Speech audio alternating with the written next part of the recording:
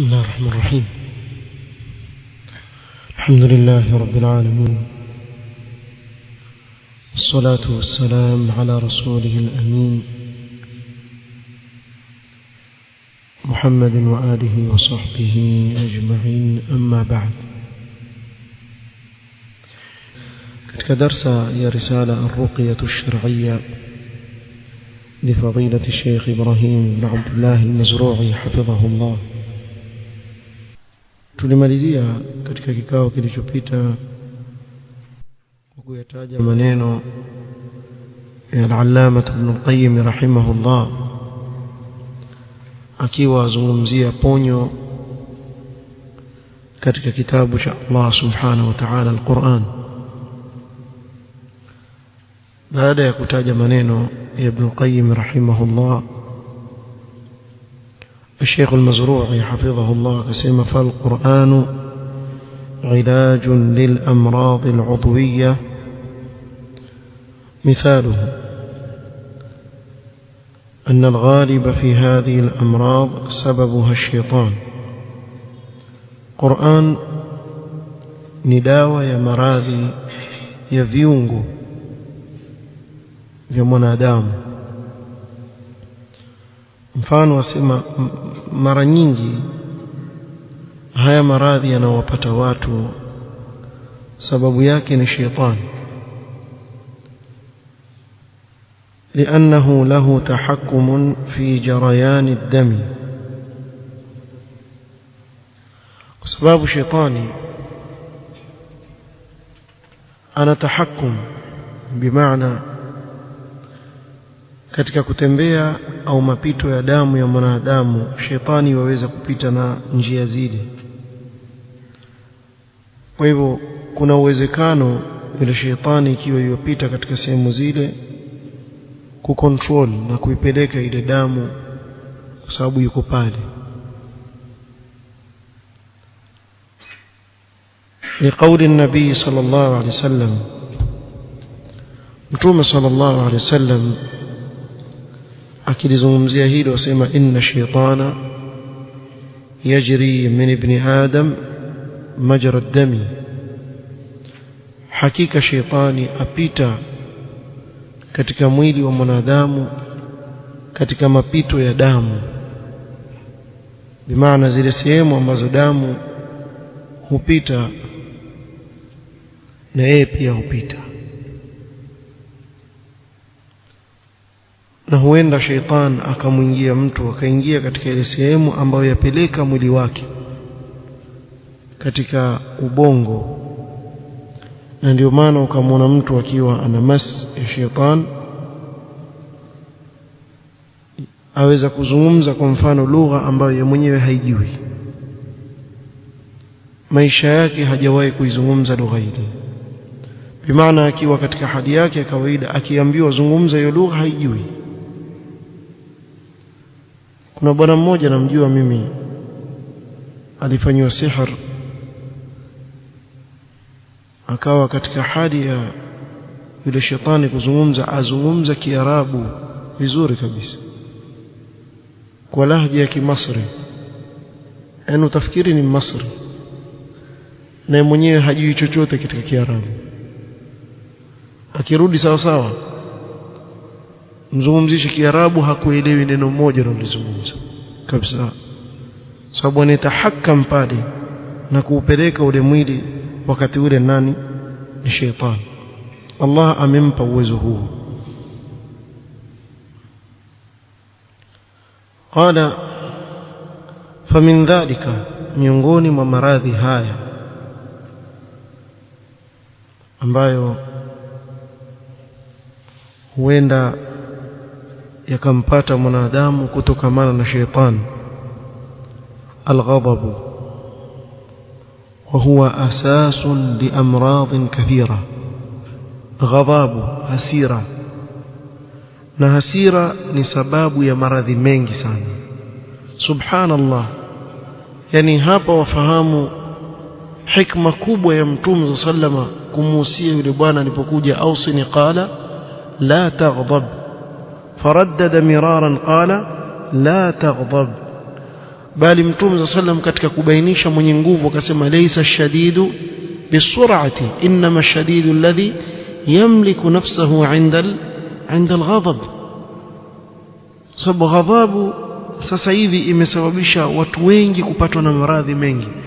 Sikiliza haya maradhi atakayotajwa hapa, utaona kuwa na maradhi yote haya atakayotaja hapa asili yake yatokamana na ghadhabu.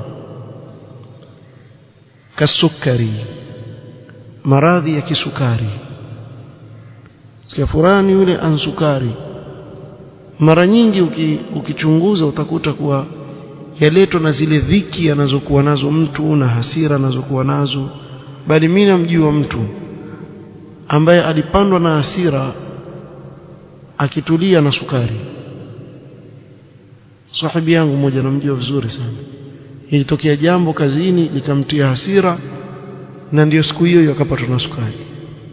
Pengine mtu atasema lakini hivi na vile, kweli yawezekana kwa sababu nyingine, kama watu kula vyakula vya ovyo ovyo, kutofanya mazoezi na nini pia usababisha. Lakini miongoni mwa sababu zinazoleta maradhi ya sukari, hata madaktari watakueleza hii yaweza kuwa sababu, tukawa na hasira mpaka kamletea maradhi haya. Qala wal qurhati al-qurhati al-ma'diyya alsaz, ama mazifahamu nikisema alsaz, vidonda vya tumbo. Wal qulun al-asabi, na haya maradhi wayaita kwa abbreviation ya ABS Kiingereza. ABS, irritable bowel syndrome, yaitwa hivyo maradhi.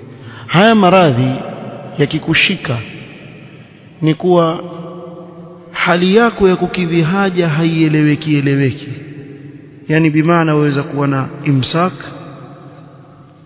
kuwa choo hakiendi, constipation, ama waweza kuwa na ishal ukawa waendesha sasa.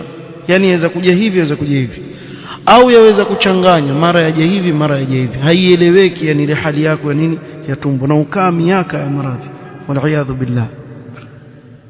Ni kama mfano wa ile koloni yako, intestine yako yafinyika hivi na nini, basi ya watabu katika hali yako kukidhi haja. Haya ni maradhi. Wasudaa, kuumwa na kichwa, headache.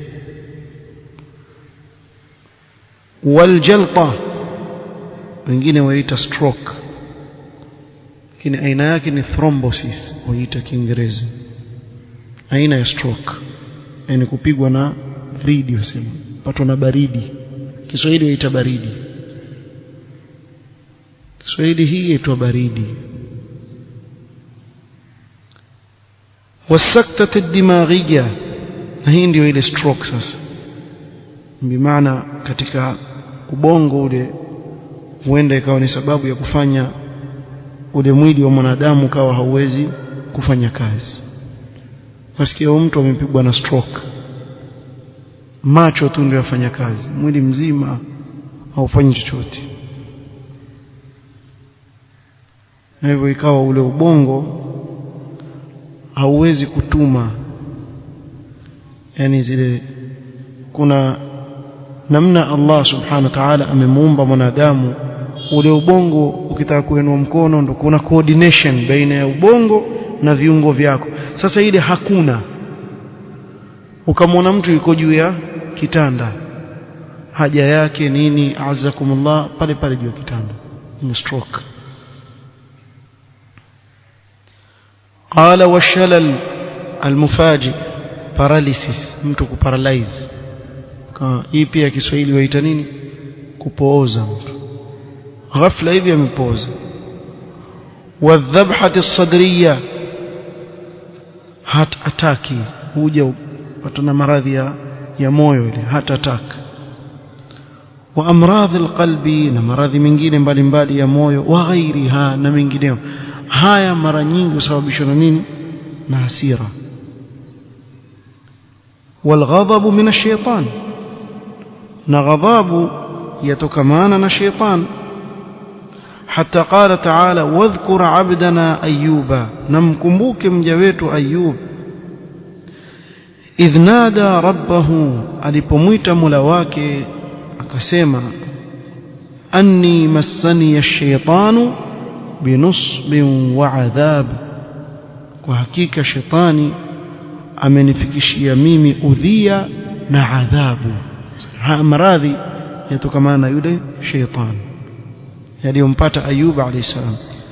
Qala wa kadhalika maradu adam intidham ad-dawrati al-hayd, kuna maradhi huwapata wanawake ikawa ada yake ya mwezi haikupangika, haieleweki. والنزيف الشديد, na kutokwa na damu nyingi, kupatwa na istihadha. Sababuhu shaitan, sababu yake ni shaitan. lidhalika qala rasulullah sallallahu alayhi wasallam لحمنة بنت جحش رضي الله عنها عندما سألته وقالت كنت أستحاض حيضة شديدة. هي صحابية حمنة بنت جحش رضي الله عنها alimuuliza Mtume sallam akamwambia, akasema mimi nilikuwa napata istihadha, yani yatoka damu nyingi sana. فقال Mtume sallam akamwambia, inma hiya rakdatun ay darbatun min rakadati ash-shaytan. Na rakdha ni kupiga kwa kutumia nini? Mguu, ni kupigwa teke. Ni kama shaytan amempiga teke katika ile sehemu akamkata mshipa, ikawa ile damu fanini yatoka. Na hii kama ilivyo katika dhahiri yake, kwa shaytani wafanya hivi, aswa ampiga mtu mpaka ikawa ile damu haisimami ya yule mwanamke. Na hili laweza kutokea katika kiungo chochote cha mwanadamu. Na muhimu sana mtu kutahassan na adhkar. Ni watu wafanye mchezo na adhkar as-sabah wal-masa, mtu ona ni kitu kidogo. Kuna baadhi ya wanafunzi hapa husahau, nasahau. Sasa ikiwa wewe mwanafunzi utasahau adhkar as-sabah, adhkar as-sabah wal-masa kwa wewe atakayewe kama chakula, mbona usahau kula? Ukaketi hivi kisha wenzako wakala mpaka wakamaliza, nasahau kumbe sasa hii ni wakati wa ghada, sikujua. Kula utakwenda mbio utakula. Basi mimbabi aula uwe utakuwa wakati wowote akili yako ya kukumbusha suala la adhkar, uwe utajilinda baada ya kusikia kuwa shaytan maradhi mengi yanayompata mtu yatokana huu shaytan. Basi fanya bidii, tahassan, jilinde na adhkar na kumtaja Allah subhanahu wa ta'ala, hasa adhkar as-sabah wal masa, usiziwache, shikamana nazo. وكذلك مرض الشلل, maradhi ya kupooza kadhalika.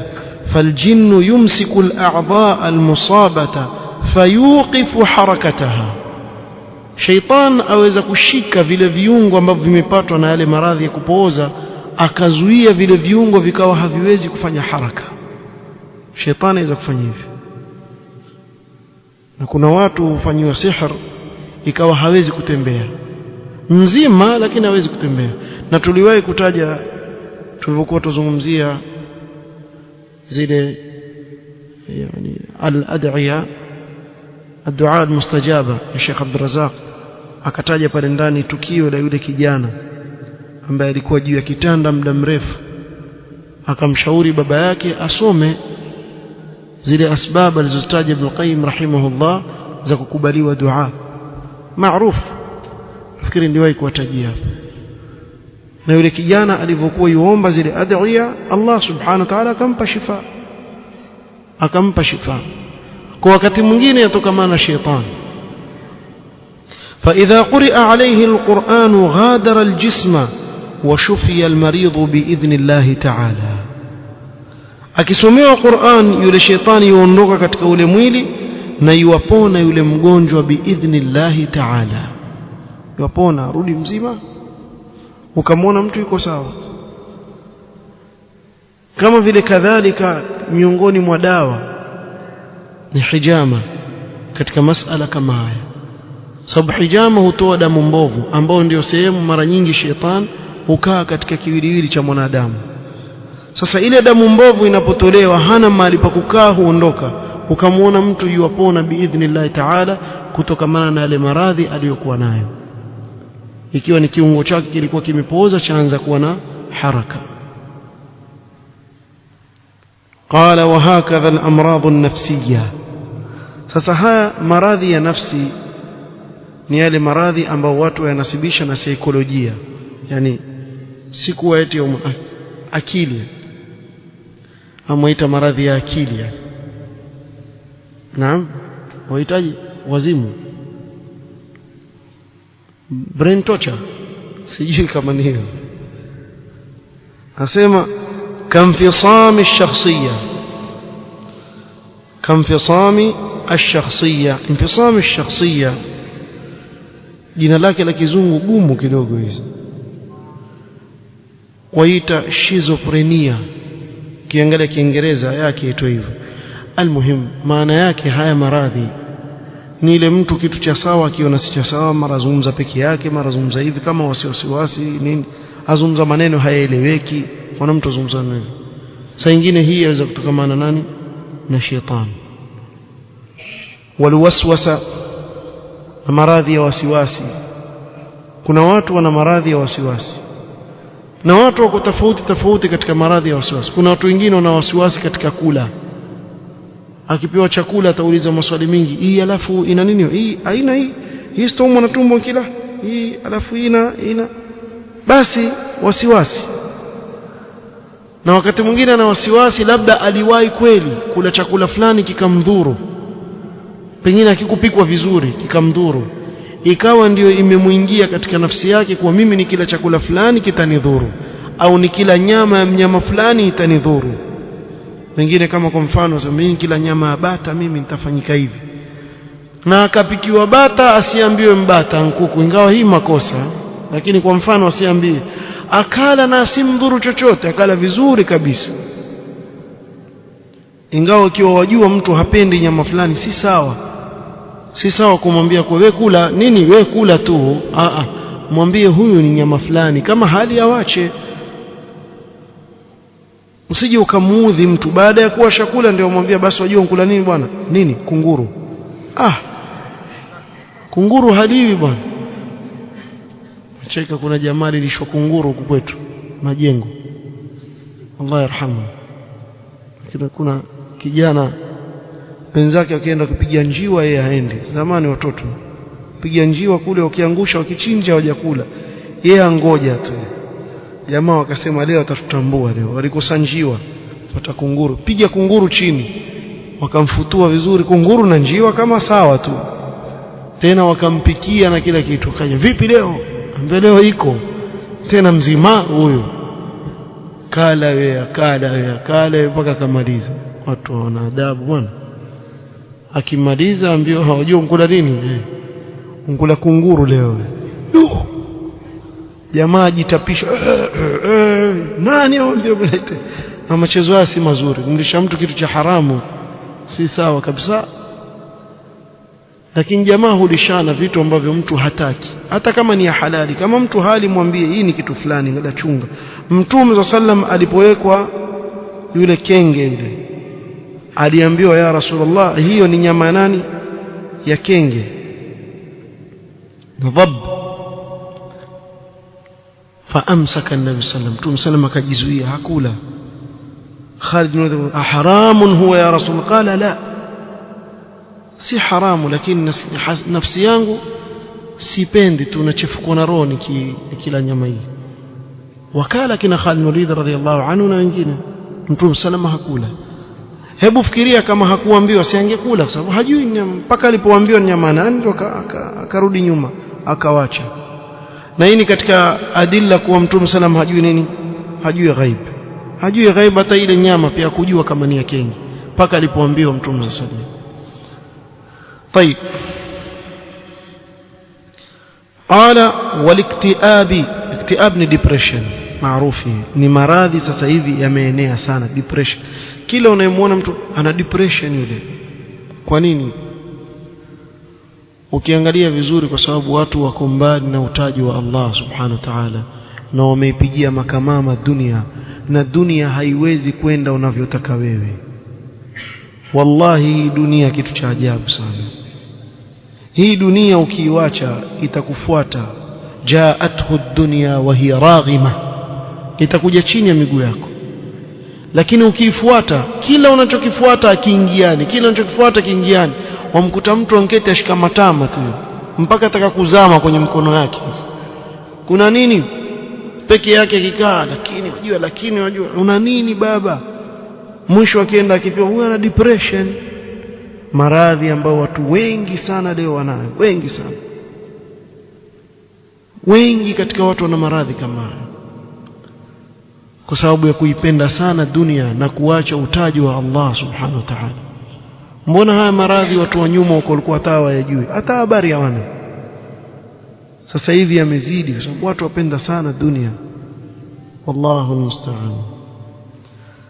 قال فالقرآن شفاء للناس لجميع الأمراض بأنواعها.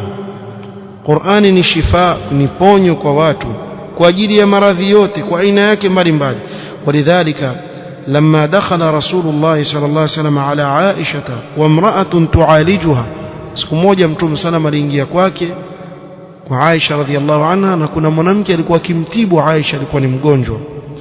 فقال عالجيها بكتاب الله, بمعنى mfanyie dawa kwa kitabu cha Allah subhanahu wa ta'ala, kwa kumsomea kitabu cha Allah. وقد تمت معالجة كثير من الأمراض بالقرآن, maradhi mengi باذن الله تعالى watu wamepona kwa kusomewa kitabu cha Allah al-Qur'an. Sasa ikiwa leo wengi katika watu wameigura kabisa Qur'an wakaiwacha, hata mtu kuisoma Qur'an hapati muda wa kuisoma, hata safha moja asome, aongojea Ramadhani mpaka Ramadhani. Lakini huyo kila siku ana dawa ya presha moja ya miza, ana dawa ya sukari moja ya miza, sio ana dawa gani moja ya miza, ambapo awacha kile ambacho ni shifa kwake yeye. Pamoja na kuwa tuseme hivi uache dawa, dawa zako tumia, lakini kumbuka kuna na dawa nyingine umeigura ambao ni bora kuliko hizo unazotumia, ambao ni kitabu cha Allah subhanahu wa ta'ala. قال راجع تجارب ابن تيمية وابن القيم في زاد المعاد كتاب الطب. رجليه hapo utaona tajarub alizokuwa nazo Sheikh al-Islam na Ibn al-Qayyim. Nilipatwa na maradhi haya nikasoma Qur'an nikapona, nilipatwa na maradhi haya nikaweka mkono wangu katika ile maradhi nikapona, kusoma ile Qur'an yale maradhi yakaniondokea.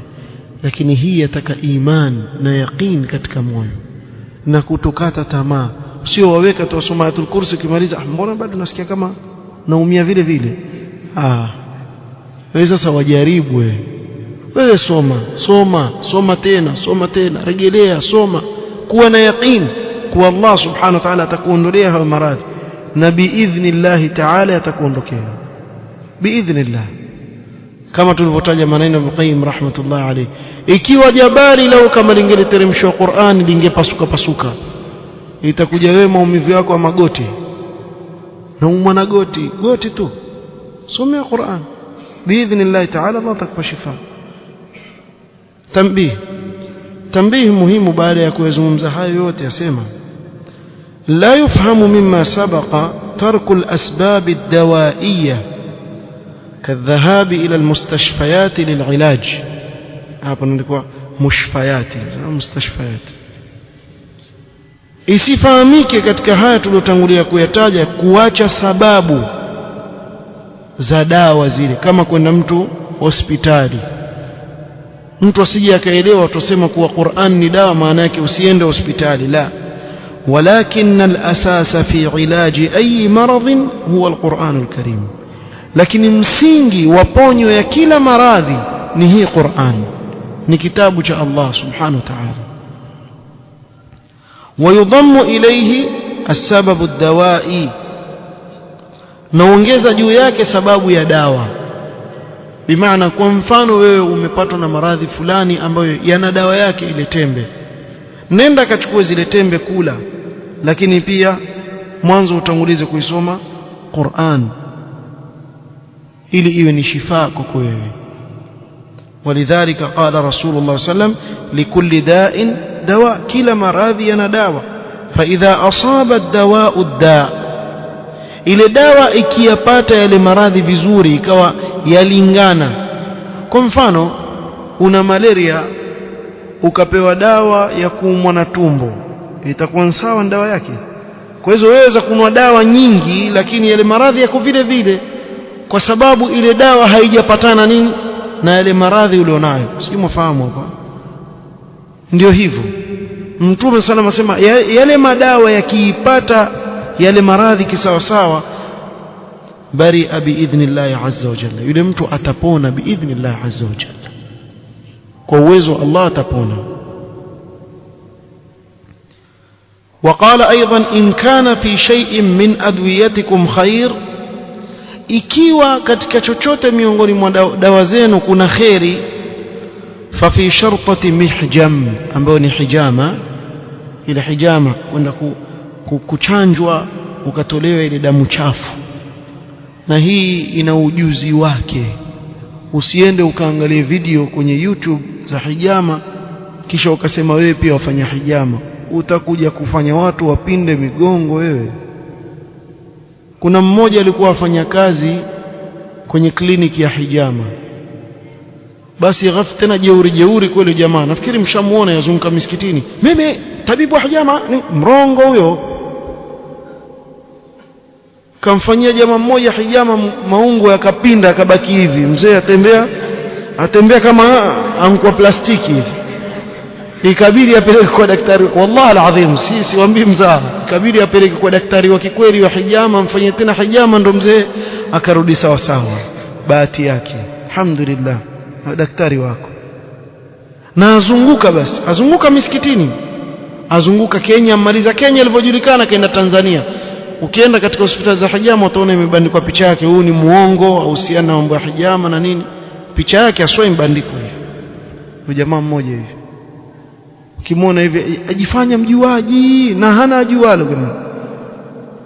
Sasa alivyoona huko washajulikana, wale mahasidi wale wanaona wivu wale, haribu watu, aenda mpaka kwa wanawake wafanya hijama kabisa, hana haya. Kaenda Tanzania pia, Tanzania wazunguka maskini, watu wakiwa hawajui, wana raha, nitapata dawa hapa, si hijama. Shaambiwa hijama ni dawa, basi wenye kuijulia, si kila mtu. Usijiendee ukaona rahisi basi wewe wenda tu, ina wenyewe waliosomea wajulia. Nenda kwa wale waliosomea, usijipeleke kokote. Na wako watu wana vibali vyao alhamdulillah, wafanye. Watu kadhaa huko aswa Mombasa wako alhamdulillah. Nenda, si lazima uwe mgonjwa. Hijama watoa wale damu chafu katika mwili wako, hata kwa mwaka kufanya mara moja mbili si mbaya, kitu kizuri. Na kuna watu udanganyana, wajua ile hijama ubaya yake ukifanya mara moja lazima ufanye kila siku ile. Hebu acheni mambo hayo bwana, kudanganyana kweli kweli. Kuna watu waongo kweli kweli, yani mpaka ukafanya watu waona kama ni kitu kingine cha ajabu sana mtu kufanya hijama, kitu cha kawaida tu, kama vile wenda kukandwa kwa mfano. Basi ndio hivyo, watoa ile damu chafu. Na wewe kila ukikaa lazima katika mwili wako ile damu chafu itafanya zile dead red blood cells za kusanyika mahali karibu na ngozi, kila mwanadamu ilampata. Usipozitoa baadaye zaja kusababisha nini? Maradhi. Hasa ndio ona mtu mbona mgongo nyuma au ondoki, maumivu yaondoki, kumbe ni uchafu. Sasa akienda akitoa ule uchafu, ile damu sasa yaanza kutembea vizuri katika mwili wake, iwarudi katika hali yake ya kawaida. Hii amehusia Mtume sallam, na Mtume sallam katika hadithi al-Isra al-Mi'raj akataja kuwa amehusiwa na malaika. Hakuona kikundi katika kikundi tulisoma cha malaika, isipokuwa amehusia wahusie umma wako juu ya nini? Ya hijama. Wafanya hijama, lakini kwa wale ambao ni kazi yao. Usende ukapindishwa maungo ama mkono, nataka kula mkono wako uko hivi tu kama kigongo, kila ukileta uji nini unkatoa mshipa. Kuna wengine akatamuliwa mtu kama tomato, kachanja kweli kweli, ingia paka ndani ya mishipa, ukamuumiza mtu bure bwana. Kwa hivyo chunga hiyo pia. Au sharbati asal, pia katika dawa asali ni dawa nzuri sana, na hii pia mpaka upate asali swafi. Na sasa hivi pia kuna matapeli wengi katika upande wa asali. Sasa mpaka upate mtu wamjua ambaye yeye mwenyewe ndio yuwafanya ukulima wa asali, kwa mfano uipate iwe ni asali ya kikweli. Sijui utengeza vipi jamaa asali na ndizi jamaa. Huku kwetu huku sijui ukoroga vipi ndizi hivi kile yafikiri asali. Alafu wanyuki kweli kweli, maskini nyuki huwawa kajazwa kwenye lile ndoo ili uamini kuwa ni asali. Subhanallah. Ana mmoja tu madhihaka, sema jamaa auza asali, asema mimi nauza pure honey. Aombelete ushahidi, anchora sura yake amedungwa dungwa na nyuki, amefura uso wote. Yule jamaa ambaye anipe chupa mbili. Inaonekana ni kweli. Asali wenye kuijua kishika tu hivi atajua hii ni asali. Kionja hivi ajue hii ni asali. Na pia hilo chunga, kwa sababu ikiwa asali si safi inaweza kusababishia maradhi badala ya kusaidia. Ikiwa masukari akaja akakuumiza badala ya kutengeza. Kwa usije ukasingizia, lakini Mtume sana anasema asali dawa. Basi asali ikiwa ni asali, basi biidhnillah itakuwa ni dawa. Faida hii, faida tutakuja kuisoma insha Allah taala. Naona wakati umesonga sana. Faida insha Allah tutakuja kuisoma katika kikao kitakachokuja insha Allah taala. نكتفي بهذا القدر. والله تعالى أعلم. سبحانك اللهم وبحمدك أشهد أن لا إله إلا أنت أستغفرك وأتوب إليك. وبارك الله فيكم.